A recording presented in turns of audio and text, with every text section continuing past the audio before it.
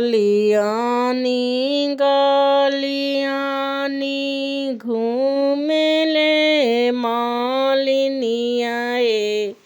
आहे के कर बाबू ब्याहन जाले मौरी के लगनिया हे आहे के कर बाबू ब्याहन जाले मौरी के लगनिया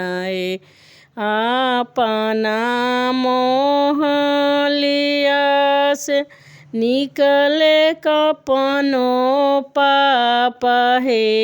आहे हमर बाबू ब्याहन जाले मौरी के लगनिया आहे हमर बाबू ब्याहन जाले मौरी के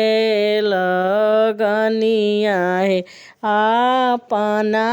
मोहलिया से निकले कौन भैया हमरो भैया ब्याहन जाले मौरी के लगनिया आहे हमरो भैया ब्याहन जाले मौरी के लगनिया आहे हमहू तले बसाहेब लाख रुपैया आहे हमहू तले बसाहेब लाख रुपैया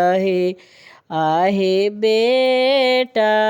बियही जब घर पर लवटब हे आहे तोहरा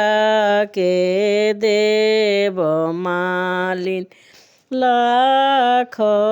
रुपैया आगे ने गजोग देव मालिने लहारा पटोड़ हे आहे ने गजोग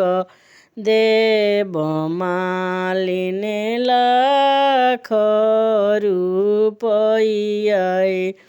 गलियानी घूमेली मालिनिया हे आहे हमर बाबू।